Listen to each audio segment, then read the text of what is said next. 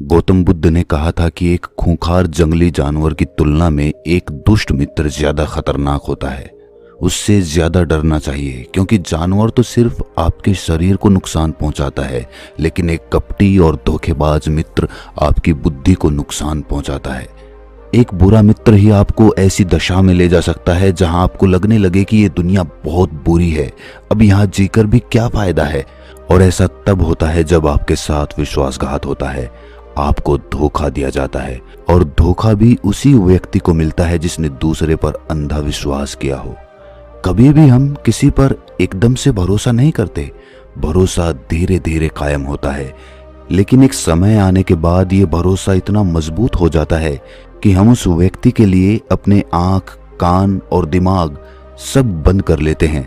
और फिर ऐसी स्थिति में ही हमारा सबसे विश्वास पात्र व्यक्ति हमें इतना बड़ा धोखा देता है कि हमारा दुनिया पर से भरोसा उठ जाता है और हम हर किसी को शक की नजर से देखने लगते हैं। असल में देखा जाए तो ये दुनिया धोखे पर ही चल रही है। हम अपनी जिंदगी में कभी ना कभी, कहीं ना कहीं किसी ना किसी को धोखा देते रहते हैं, और दूसरे लोग भी हमें धोखा दिए जा रहे हैं। दूसरे धोखा दे तो बात समझ भी आती है, लेकिन हम तो वर्षों से खुद को ही धोखा देते आ रहे हैं। हम स्वयं को ऐसी ऐसी बातें समझा देते हैं जिससे हमें सच्चाई का सामना ना करना पड़े, और हम अपनी छोटी दुनिया में ही खोए रहें। धोखा या विश्वासघात दो धारी तलवार की तरह होता है। हमें लगता तो है कि हम सामने वाले को धोखा देकर उसे मूर्ख बना रहे हैं, लेकिन ये धोखे की तलवार जितनी गर्दन सामने वाले की काटती है, उतनी ही गर्दन हमारी भी काटती है। भक्तों, आज की इस बोध कहानी के माध्यम से हम जानेंगे कि हम खुद को धोखे या विश्वासघात से कैसे बचा सकते हैं, और इस कहानी के अंत में हम 10 निशानियों के बारे में जानेंगे जो एक धोखेबाज और झूठे व्यक्ति में पाई जाती है। एक युवा व्यक्ति बहुत ही क्रोधित अवस्था में पहाड़ी की चोटी से कूदकर आत्महत्या करने जा रहा था। जैसे ही वो पहाड़ी के शिखर पर पहुंचा, वो जोर से चिल्लाया, ये दुनिया इतनी बुरी क्यों है? यहाँ सब इतने स्वार्थी क्यों हैं? अब मेरे जीने का कोई फायदा नहीं।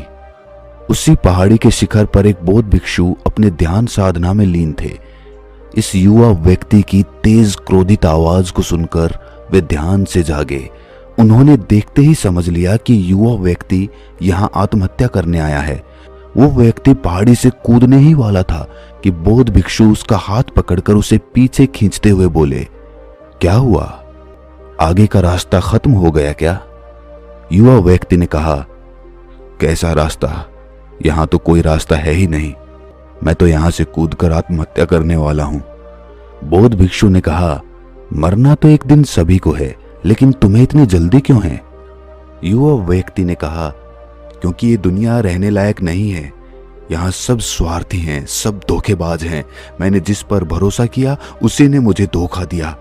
मेरे सगे भाई ने मुझे धोखा दिया, मेरे मित्रों ने मुझे धोखा दिया, लेकिन आज तो हद हो गई। मेरी पत्नी ने भी मुझे धोखा दे दिया। वो एक अमीर व्यापारी के साथ चली गई। इतने सारे धोखे मिलने के बाद अब मेरा इस दुनिया में जीने का कोई मतलब नहीं। इस स्वार्थी दुनिया में कोई भरोसे के लायक नहीं, इसीलिए मैं आत्महत्या करने जा रहा हूं। बौद्ध भिक्षु ने कहा, क्या तुम स्वार्थी नहीं हो? क्या तुम पर भरोसा किया जा सकता है? व्यक्ति ने कहा, मैंने आज तक किसी को धोखा नहीं दिया, किसी के साथ विश्वासघात नहीं किया। आप चाहो तो मेरे गांव में जाकर भी पूछ सकते हो। लोग ही अक्सर मेरा फायदा उठाते रहते हैं, लेकिन मैंने आज तक किसी के साथ बुरा नहीं किया। बौद्ध भिक्षु ने कहा कि मैं तुम पर भरोसा नहीं कर सकता। तुम्हें मुझे ये सिद्ध करके दिखाना पड़ेगा कि तुम एक स्वार्थी व्यक्ति नहीं हो। व्यक्ति ने पूछा, ये सिद्ध करने के लिए मुझे क्या करना पड़ेगा? भिक्षु ने कहा कि तुम्हें अगले 1 साल तक मेरे साथ मेरे आश्रम में रहना पड़ेगा।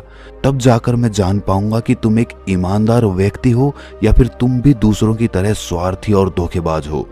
वो व्यक्ति बौद्ध भिक्षु के साथ 1 साल के लिए उनके आश्रम में रहने के लिए तैयार हो गया। बौद्ध भिक्षु उस युवा व्यक्ति को अपने साथ अपने आश्रम में ले गए और उसे अपना शिष्य बना लिया। अगले दिन सुबह होते ही बौद्ध भिक्षु ने उस शिष्य को अपने पास बुलाया और कहा कि मुझे तुम पर भरोसा तो नहीं है, लेकिन फिर भी तुम जाओ और भिक्षा मांग कर लाओ, तब तक मैं तुम्हारे दूसरे गुरु भाइयों को शिक्षा देता हूँ। उस युवा शिष्य ने गुरु को प्रणाम किया और भिक्षा मांगने के लिए चल पड़ा। उसने आज से पहले कभी भी भिक्षा नहीं मांगी थी, इसीलिए उसे भिक्षा मांगने में बड़ी तकलीफ हो रही थी। उसके मुंह से भिक्षा के लिए शब्द नहीं निकल रहे थे। उसका अहंकार उसे भिक्षा मांगने से रोक रहा था, लेकिन उसके अंदर एक अहंकार और उमड़ रहा था, गुरु को गलत सिद्ध करने का अहंकार। इसीलिए उसने भिक्षा मांगी और उस भिक्षा को लेकर वापस गुरु के पास पहुंचा। उसके हाथ में भिक्षा देखकर गुरु ने कहा, तुम कुछ तो भरोसे के लायक हो। मुझे लगा था कि तुम भिक्षा नहीं मांग पाओगे, लेकिन तुमने मुझे गलत सिद्ध कर दिया। आओ मेरे साथ मेरी कुटिया में चलते हैं, वहां मैं तुम्हें कुछ दिखाना चाहता हूं। गुरु शिष्य को अपने साथ अपनी कुटिया में ले गए। वहां कुटिया में ऊपर एक मटकी लटक रही थी। गुरु ने मटकी की ओर इशारा करते हुए कहा, उस मटकी को देख रहे हो?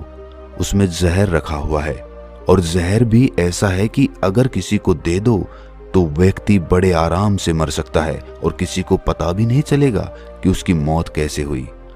युवा शिष्य ने कहा, लेकिन गुरुदेव, आप ये सब मुझे क्यों बता रहे हैं? बौद्ध भिक्षु ने कहा कि मैं बस तुम्हें सावधान कर रहा हूं कि कभी इसे गलती से खा मत लेना। कुछ दिनों बाद गुरु अपने शिष्यों के साथ एक जंगल से गुजर रहे थे। तभी कुछ जंगली लुटेरों ने अचानक उन पर हमला कर दिया। सभी शिष्य अपनी अपनी जान बचाकर इधर उधर भागने लगे, लेकिन ज्यादा उम्र होने की वजह से गुरु भाग नहीं पा रहे थे।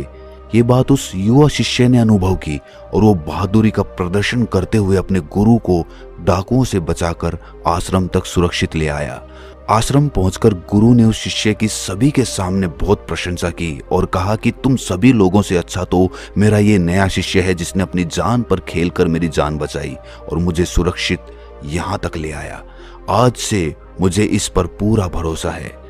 उस दिन के बाद से हर सुबह जब भी गुरु उससे मिलते तो उससे एक बात जरूर कहते, मुझे तुम पर पूरा भरोसा है। धीरे धीरे गुरु का उस शिष्य पर भरोसा बढ़ता चला गया और वो इतना बढ़ गया कि गुरु ने एक दिन शिष्य को अपने पास बुलाया और कहा, मेरा कोई पुत्र नहीं है, लेकिन तुम मेरे पुत्र जैसे ही हो। अब मेरी उम्र हो चुकी है, मैं बूढ़ा हो गया हूं, इसीलिए मैं चाहता हूं कि मेरी मृत्यु के बाद इस आश्रम की बागडोर तुम अपने हाथों में ले लो। शिष्य ने कहा कि गुरुदेव, अगर आपकी यही इच्छा है तो मैं आपकी खुशी के लिए ये जिम्मेदारी भी उठाऊंगा। इतना कहकर शिष्य वहां से चला गया। कुछ दिनों बाद गुरु बीमार पड़ गए तो उन्होंने आश्रम के सभी शिष्यों को बुलाकर ये घोषणा कर दी कि मेरे बाद इस आश्रम का संचालन ये युवा शिष्य करेगा। धीरे धीरे दिन बीतने लगे और उस युवा शिष्य के मन की बेचैनी बढ़ने लगी। वो जल्द से जल्द आश्रम को अपने कब्जे में लेना चाहता था। वो हर सुबह गुरु के पास जाकर यही देखता कि गुरु के स्वास्थ्य में कोई प्रभाव पड़ा है या नहीं, लेकिन गुरु का स्वास्थ्य तो दिन प्रतिदिन अच्छा होता जा रहा था। अब तो उसके सब्र का बांध भी टूटने लगा। उसकी तो नींद उड़ गई। वो हर समय यही सोचता रहता कि कैसे गुरु को रास्ते से हटाया जाए और किसी को पता भी ना चले। कभी वो सोचता कि गुरु को नदी में धक्का दे देता हूँ, लेकिन अगले ही पल उसे ख्याल आता कि गुरु तो अच्छे तैराक हैं, वो तैर कर बाहर आ जाएंगे। फिर कभी सोचता कि गुरु को गला दबाकर मार देता हूँ। सब जानते हैं कि मैं गुरु का भरोसेमंद हूँ, इसीलिए मुझ पर किसी को शक भी नहीं होगा। लेकिन फिर वो सोचता कि अगर थोड़ी सी भी चूक हुई तो इससे बात बिगड़ भी सकती है। उसने सोचा कि मुझे कोई ऐसा तरीका ढूंढना होगा जिसमें गुरु की मौत भी हो जाए और सभी को यही लगे कि ये एक स्वाभाविक मृत्यु थी और भगवान को यही मंजूर था। एक दिन वो युवा शिष्य गुरु के पास उनकी कुटिया में बैठा हुआ था। तभी उसकी नजर ऊपर लटक रही मटकी पर पड़ी। उसे याद आया कि गुरु ने कहा था कि इसमें जहर है और जहर भी ऐसा है जिसका किसी को पता नहीं चलता। उसने सोचा कि यही सही रहेगा, ये जहर गुरु को दे देता हूँ और किसी को पता भी नहीं चलेगा कि उनकी मृत्यु कैसे हुई। फिर पूरे आश्रम पर सिर्फ मेरा नियंत्रण होगा। अगले दिन उसने चुपके से गुरु की कुटिया से वो जहर चुरा लिया और उसे गुरु के खाने में मिला दिया। गुरु ने वो खाना खा लिया और रात में सोने चले गए। लेकिन जब सुबह हुई तो पूरा आश्रम जागा, पर गुरु नहीं जागे। शिष्यों ने गुरु की कुटिया में जाकर देखा तो पता चला कि गुरु की तो मृत्यु हो गई है। जब ये बात उस युवा शिष्य को पता चली तो वो अंदर ही अंदर बहुत खुश हो गया था और आश्रम को अपने नियंत्रण में लेने का काम शुरू कर दिया। उसी आश्रम में गुरु का एक सबसे पुराना शिष्य था। वो चुपचाप ये सारी घटना देख रहा था। वो अपनी कुटिया में गया और वहां से एक औषधि लेकर आया और वो औषधि उसने गुरु को पिला दी। थोड़ी ही देर में गुरु की चेतना लौट आई और वो एकदम स्वस्थ होकर बैठ गए। ये सब देखकर उस युवा शिष्य के पैरों तले जमीन खिसक गई। वो बुरी तरह घबरा गया। गुरु ने बाकी के सभी शिष्यों को अपने अपने कामों में वापस भेज दिया और उस युवा शिष्य को अपने पास बुलाकर कहा, क्या तुम अभी भी विश्वास के लायक हो? क्या तुमने मुझे धोखा नहीं दिया? क्या तुम स्वार्थी नहीं हो? वो शिष्य गुरु के चरणों में गिर पड़ा और बोला, पता नहीं ये अपराध मुझसे कैसे हो गया। आज से पहले तो कभी किसी को धोखा नहीं दिया था। लोग ही मुझे धोखा देते आए हैं, लेकिन पता नहीं क्यों और कैसे मैंने आज आपको धोखा दे दिया। गुरु ने कहा कि तुम मुझे धोखा दे ही नहीं सकते थे, क्योंकि मैंने तुम पर कभी भरोसा किया ही नहीं था। मैं किसी भी इंसान पर भरोसा नहीं करता। मैं केवल उसी पर भरोसा करता हूँ जो अपनी आंखों से देखता हूँ और अपने कानों से सुनता हूँ। मुझे तुम्हारे अंदर लालच दिखाई दे रहा था और ये लालच भी मैंने ही तुम्हें जानबूझ कर दिया था, क्योंकि कोई भी व्यक्ति केवल 3 कारणों से ही किसी के साथ विश्वासघात करता है। पहला स्वार्थ, दूसरा लालच और तीसरा ईर्ष्या। उस युवा भिक्षु ने गुरु से पूछा, लेकिन गुरुदेव, मैं खुद को इस स्वार्थ, लालच और ईर्ष्या से कैसे मुक्त रख सकता हूँ? गुरु ने कहा, खुद को पढ़ो, खुद को जानो, खुद के भीतर उतरने का प्रयास करो। इंसान के भीतर बड़ी संभावना है। वो खुद को कुछ भी बना सकता है, वो कुछ भी हो सकता है। और जब तुम में कोई बदलाव आए तो खुद के भीतर झांक कर ये जानने का प्रयास करो कि तुम क्यों बदल रहे हो, कौन तुम्हें बदल रहा है, ये बदलाव अच्छा है या बुरा। खुद का आत्मनिरीक्षण करने का प्रयास करो। गुरु के ये शब्द सुनकर उस शिष्य ने अपने गुरु के पैर पकड़ लिए और कहा, गुरुदेव, मैं आपका हिस्सा बनकर रहना चाहता हूँ और ये ज्ञान प्राप्त करना चाहता हूँ कि मैं कौन हूँ, क्या हूँ और मैं क्यों बदल जाता हूँ। गुरु ने कहा, हमारे आसपास ऐसे बहुत से लोग हैं और ऐसे बहुत से लोग हुए हैं जो इस बात की मिसाल हैं कि उन्होंने अपने स्वार्थ, लालच और ईर्ष्या को वश में करके कभी किसी को धोखा नहीं दिया, किसी के साथ भी विश्वासघात नहीं किया। धोखा इंसान तभी देता है जब उसे लगता है कि वो जो कर रहा है उसे कोई नहीं देख रहा और भविष्य में भी किसी को उसका पता नहीं चलेगा और जो वो कर रहा है वही सही है। हालांकि पकड़े जाने के बाद खुद को बचाने के लिए वो तर्क देता है कि मैं तो कुछ कर ही नहीं सकता था, मेरे पास यही आखिरी रास्ता बचा था, मैं मजबूर था। लेकिन हर धोखे के पीछे की सच्चाई यही है कि व्यक्ति जानबूझकर अपने फायदे के लिए ये सब करता है। गुरु ने शिष्य की आंखों में देखते हुए कहा, याद रहे, हम जब भी किसी को धोखा देते हैं तो हम उसकी आंतरिक चेतना को ठेस पहुंचाते हैं और वो इतनी बुरी तरह आहत होता है कि उसका किसी पर भरोसा नहीं रह जाता और वो अंदर से बहुत दुखी और खुद को अकेला महसूस करने लगता है। इसीलिए अगर तुम चाहते हो कि तुम्हें कोई धोखा ना दे पाए तो अपनी आंख, कान और दिमाग को खुला रखो।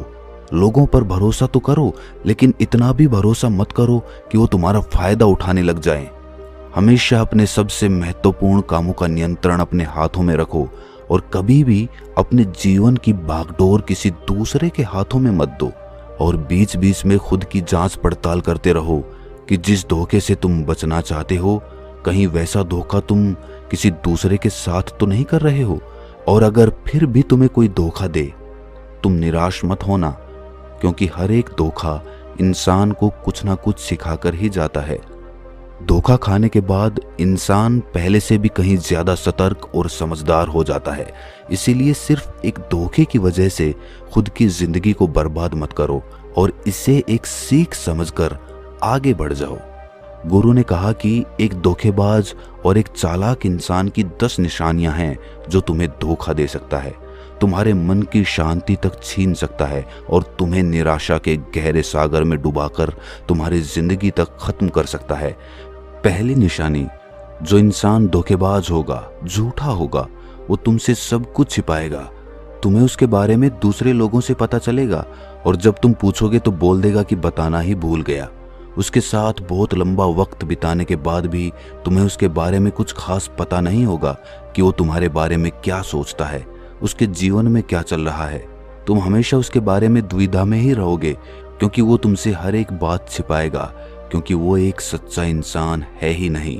एक सच्चे इंसान को अपने बारे में बताने में कोई परेशानी नहीं होती, वो लगभग हर एक बात तुम्हारे साथ साझा कर लेता है। लेकिन जो धोखेबाज होगा वो बड़ी सावधानी से चलता है। तो ये बात हमें गौर करनी चाहिए कि जिस इंसान के साथ हम रिश्ते में हैं, जिसे हम अपनी पूरी जिंदगी सौंपने वाले हैं, जिसके साथ हम प्रेम का, विश्वास का सौदा करने वाले हैं, क्या वो अपनी पूरी जिंदगी हमारे साथ एक खुली किताब की तरह साझा करता है या नहीं? या वो हमसे चीजें छुपाता है? अगर वो छुपाता है तो वो इंसान एक बहुत बड़ा धोखेबाज है। दूसरी निशानी, जो इंसान धोखेबाज होता है और जिसका हमसे सच्चा प्रेम नहीं होता, उसे हमारी परवाह कभी नहीं होती। हम चाहे उसकी कितनी परवाह कर लें, कुछ भी कर लें उसके लिए, लेकिन उसे जरा भी परवाह नहीं होगी। और ऐसा एक बार नहीं, बार बार देखने को मिलेगा। लेकिन हम इसे देखकर भी अनदेखा कर देते हैं। ये हमारी गलती है। हम अपने मोह के चलते सच आंखों के सामने होते हुए भी उसे देख नहीं पाते। ये हमारी कमी है। अगर हम थोड़ा होशपूर्वक देखने का प्रयास करें तो हमें पता चलेगा कि उसे हमारी कोई परवाह है ही नहीं। तीसरी निशानी, जो इंसान धोखेबाज होता है, जो बहुत बड़ा झूठा होता है, उसकी खुद की बातें खुद से ही मेल नहीं खाती। उसकी जुबान बार बार बदलती रहती है। वो अपनी बातों पर खरा नहीं उतरता, लेकिन हम उसकी झूठी बातों में फंस जाते हैं, इसीलिए हम उसे पहचान नहीं पाते। चौथी निशानी, एक धोखेबाज व्यक्ति हमारे सामने तो हमारी चापलूसी और झूठी प्रशंसा करेगा, लेकिन वो कभी भी हमारी पीठ पीछे या दूसरों से हमारी प्रशंसा नहीं करेगा। हम चाहे उसके लिए मर ही क्यों ना जाएं, लेकिन वो कभी भी हमारी प्रशंसा नहीं करेगा और हमें उतनी अहमियत कभी नहीं देगा जितनी हम उसे अपनी जिंदगी में देते हैं, क्योंकि वो एक दिन हमें धोखा देने वाला है। तो हमें बहुत बड़ा धोखा मिले, इससे अच्छा है कि हम पहले ही सावधान हो जाएं। पांचवी निशानी, वो क्या कहते हैं उस पर ध्यान मत दो, बल्कि वो तुम्हारे साथ क्या करते हैं उस पर ध्यान दो, क्योंकि बातें कहना बड़ा आसान होता है लेकिन करना बड़ा मुश्किल होता है। पर अधिकतर लोग इन्हीं बातों में आकर फंस जाते हैं। इसीलिए चाहे वो तुमसे कितनी बातें करे, कितने ही वादे करे, लेकिन जब तक वो उन्हें करके ना दिखाए, भरोसा मत करना। छठी निशानी, जो अक्सर प्रेम संबंधों में देखने को मिलती है कि एक धोखेबाज व्यक्ति अपने से प्रेम करने वाले को ऐसे लेता है कि सामने वाला हमेशा उसके लिए उपलब्ध रहने वाला है, वो कहीं नहीं जाने वाला, यहीं पड़ा रहेगा। इसीलिए ना वो उसको इज्जत देता है और ना ही उसका सम्मान करता है। और अगर उनसे सम्मान की भीख मांगी जाए तो वो बेइज्जती करता है। अगर किसी रिश्ते में किसी के सामने गिड़गिड़ाना पड़े, भीख मांगनी पड़े कि मुझे अपना समय दो, मुझसे बातें करो, तो इससे घटिया रिश्ता और कोई हो ही नहीं सकता। जिसको तुमसे सच्चा प्रेम होगा वो खुद चाहेगा कि उसका ज्यादातर समय तुम्हारे साथ बीते। जिससे तुम्हें समय की भीख मांगनी पड़े, समझ जाओ कि उसके अंदर तुम्हारे लिए कोई प्रेम नहीं है। सातवीं निशानी, उसके पास हर काम के लिए समय होगा, लेकिन तुम्हारे लिए कभी भी समय नहीं होगा। वो अपनी जिंदगी में तुम्हारे लिए कुछ भी नहीं छोड़ने वाले, लेकिन तुम्हें कभी भी छोड़ देंगे। वो तुमसे बात तभी करेंगे जब उनका मन होगा, ना कि तब जब तुम्हें उनकी जरूरत होगी। वो तुम्हें तो किसी दूसरे इंसान से बदल सकते हैं, लेकिन तुम्हारे लिए कुछ भी नहीं बदलेंगे, ना अपनी आदतें, ना अपना स्वभाव और ना ही अपना आराम। आठवीं निशानी, वो कभी भी तुम्हारे प्रति समर्पित और प्रतिबद्ध नहीं होंगे। वो तुमसे ये कभी नहीं कहेंगे कि चाहे कुछ भी हो जाए हम तुम्हारे साथ हैं। ये तुम्हें कभी एहसास नहीं होगा कि कल को तुम्हें कुछ हो जाए तो वो तुम्हारे साथ होंगे। चाहे कैसा भी समय हो वो तुम्हारा साथ देंगे। ये एहसास तुम्हारे अंदर कभी भी नहीं आएगा। वो केवल अपनी शर्तों पर तुम्हारे साथ रहेंगे। जब जब उन्हें आराम होगा, जब जब उन्हें अच्छा लगेगा वो तुम्हारे साथ रहेंगे, और अगर उन्हें थोड़ी सी भी तकलीफ हुई तो वो चले जाएंगे, क्योंकि वो अपने आराम से बाहर आकर तुम्हारे लिए कभी भी कुछ भी नहीं करने वाले। 9वीं निशानी, वो तुम्हें हमेशा दुख पहुंचाते रहेंगे, कभी जानबूझकर तो कभी उन्हें पता भी नहीं चलता कि वो तुम्हें कितना दुख पहुंचा रहे हैं, और तुम्हारे दिल को ठेस पहुंचती रहेगी। जो इंसान तुमसे सच्चा प्रेम करता है उसके साथ तुम्हें खुशी महसूस होगी। उसके साथ रहने पर तुम्हें ऐसा लगेगा कि जैसे तुम हल्के होकर हवा में उड़ रहे हो। और अगर तुम एक धोखेबाज, एक गलत इंसान के साथ रिश्ते में हो तो तुम्हें सब कुछ भारी भारी और बोझिल लगेगा। ऐसा लगेगा जैसे कुछ ठीक नहीं हो रहा है। तुम्हारे अंदर से आवाज आएगी, ये रिश्ता ठीक नहीं है तुम्हारे लिए। पर अगर तुम उसे सुनकर भी अनसुना कर देते हो तो ये तुम्हारी गलती है। 10वीं निशानी, तुम उनकी जिंदगी में कभी नहीं होते। कोई विशेष जगह नहीं होती तुम्हारी उनकी जिंदगी में। वो जब चाहें बड़ी आसानी से तुम्हें अपनी जिंदगी से बाहर कर सकते हैं और उन्हें कोई फर्क नहीं पड़ेगा। अगर तुम्हें भरोसा नहीं है और सच्चाई जाननी है उनकी, तो कुछ दिनों के लिए उनकी जिंदगी से गायब हो जाओ। उन्हें जरा भी फर्क नहीं पड़ेगा, बल्कि वो तो और खुश हो जाएंगे। वो सोचते होंगे कि अच्छा हुआ मुसीबत हमारी जिंदगी से टल गई और अब हम आजाद हैं। भक्तों, अगर आप भी ऐसे इंसान के साथ रिलेशनशिप में हो तो होश में आ जाइए और जितना जल्दी हो सके इससे बाहर आइए। यकीन मानिए, ऐसे रिश्ते से बाहर आकर आपको शांति, सुकून, प्यार सब मिलेगा। क्या सिर्फ वही एक इंसान इस दुनिया में है? आप एक बुरे इंसान को छोड़ेंगे तो 10 अच्छे इंसान आएंगे आपकी जिंदगी में, जो आपको सम्मान देंगे, प्यार देंगे। पर जब तक आप ऐसे झूठे इंसान के साथ जुड़े रहेंगे, आपको दूसरे अच्छे इंसान दिखाई तक नहीं देंगे। लेकिन जैसे ही आप ऐसे धोखेबाज इंसान को छोड़ेंगे, आपकी जिंदगी में अच्छे इंसान आने शुरू हो जाएंगे। जिन लोगों के साथ रिलेशनशिप में, प्यार में धोखा होता है, वो कहते हैं कि प्यार व्यार कुछ नहीं होता, सब कुछ धोखा होता है। आजकल सब कुछ झूठ है, लेकिन ये पूरी तरह से सच नहीं है। वो इंसान जिसने आपको धोखा दिया वो प्यार का मतलब ही नहीं जानता था। पर आज भी दुनिया में बहुत से लोग हैं जो प्यार करना भी जानते हैं और उसे निभाना भी जानते हैं। जिन जिन लोगों के साथ धोखा हुआ वो तो अपनी तरफ से सच्चा प्यार ही करते थे ना। प्रेम तो ईश्वर का वरदान है और प्रेम पर ही दुनिया टिकी हुई है। अगर एक गलत इंसान आपके प्रेम को नहीं समझ पाया तो इसका मतलब ये नहीं कि इस दुनिया में प्रेम है ही नहीं। ये दुनिया प्रेम से ही चलती है। ये हंसती नाचती दुनिया प्रेम करने वालों की बदौलत ही है। और अंत में एक बात और कहना चाहूंगा, अगर आपको अपने परिवार वालों से धोखा मिला या फिर आपको कोई गलत फहमी हो गई हो, तो कोशिश यही करो कि आप लोग एक दूसरे की बात को समझें, एक दूसरे को जानें और एक दूसरे को माफ करें। क्योंकि आपको बहुत सारे लोग मिल जाएंगे, लेकिन आपके परिवार जैसे लोग आपको पूरी दुनिया में और कहीं नहीं मिलेंगे। तो दोस्तों, कैसी लगी ये कहानी कमेंट सेक्शन में ज़रूर बताना, और अच्छी लगी हो तो इस चैनल को सब्सक्राइब करके नोटिफिकेशन बेल को ज़रूर प्रेस कर देना। तो मिलते हैं अगली किसी कहानी में, तब तक के लिए अपना ख्याल रखें।